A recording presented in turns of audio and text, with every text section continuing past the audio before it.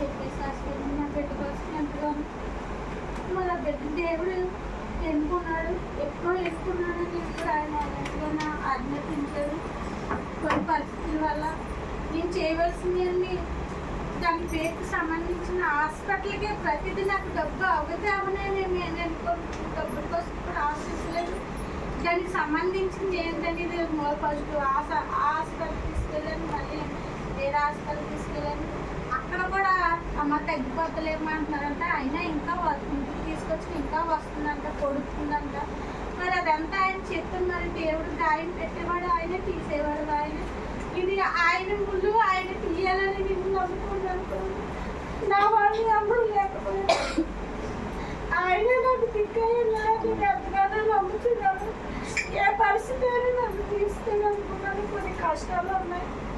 ఒకరు ఫ్రాడ్ కూడా వల్ల ఎంతగానో నేను నలిగిపోతున్నాను. చట్టానికి వెళ్ళాను కానీ తిరిగి తిరిగి తిరిగి కాళ్ళు లాగేసి కానీ చట్టం ఏమీ చేయలేకపోతున్నాను. ఒకటే మాట తాగంటే నడుచుకుంటూ నా దేవుడా నువ్వు చట్టం కూడా ఎవరు ఏమీ చేయలేకపోతున్నాను. వాటిని తప్పించి కట్టుకోలేకపోతున్నారు.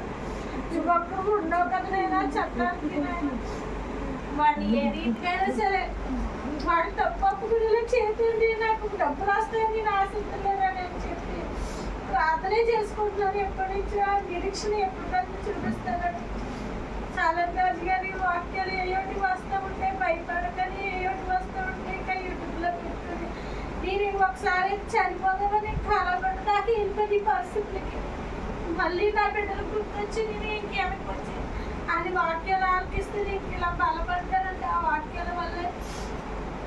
అదే మళ్ళీ వాడి మమ్మలే కాకుండా ఇంకొకరు చేశాడు.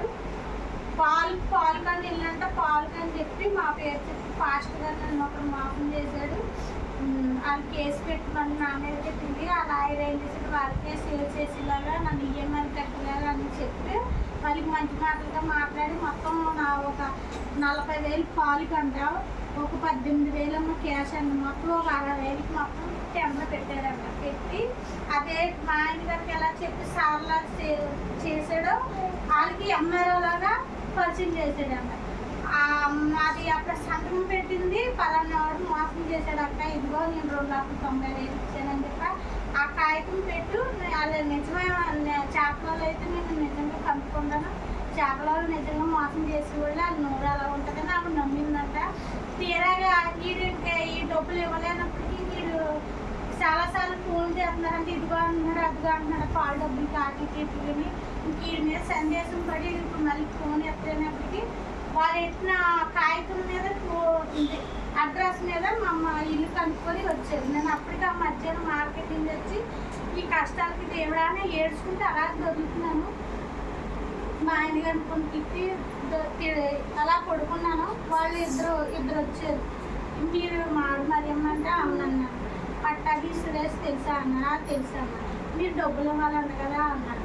ఇవ్వాలా మరి ఆయన తీసుకురాలా కూడా డబ్బులు ఎక్కడికి ఇవ్వం కదా అని అన్నాను. అన్నాక అప్పుడు వాళ్ళిద్దరిని కూర్చోబెట్టి వివరంగా అన్నీ చెప్తే అయ్యి బాబు ఇలా ఇదేనమ్మా, ఇదిగో నాకు ఆ సారైనా అనుకుంటా, ఇదిగో నాకు ఆ దగ్గర కొంచెం ప్రూఫ్స్ ఉన్నాయి. సెల్ల వల్ల ఆయన చిన్నపోను నాకు ఇల్లు తెచ్చుకోవడం వల్ల కొన్ని మాట్లాడినాయి.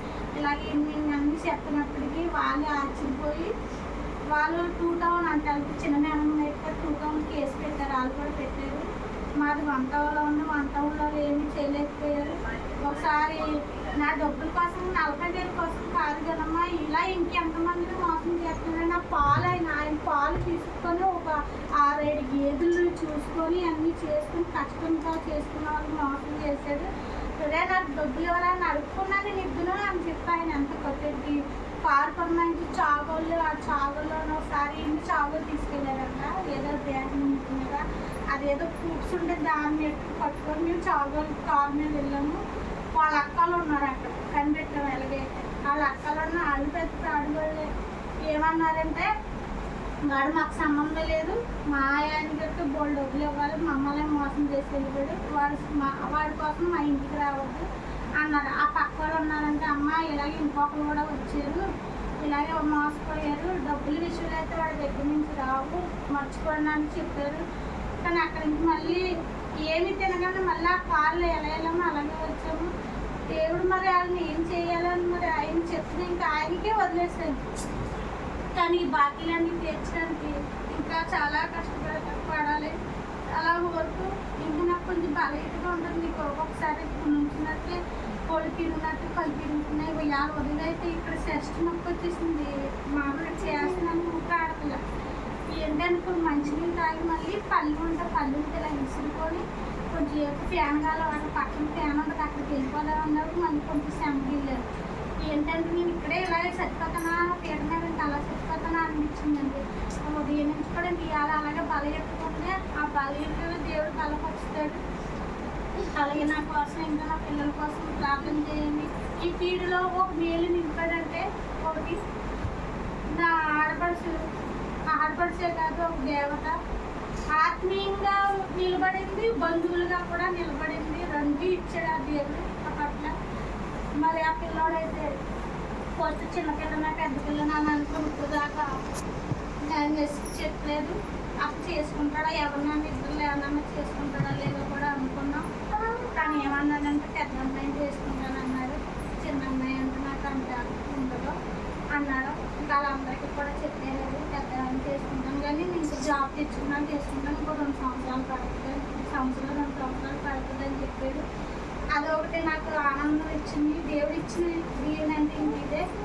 మరి వారి కోసం కూడా వాళ్ళ ఇద్దరు పిల్లలు ఈ వాటికి ఈ డబ్బులన్నీ వేస్ట్ అవ్వకపోతే అంత ఘనంగా అన్ని పిచ్చిదాలు అన్నీ చేసుకున్నాం అనుకున్నాను.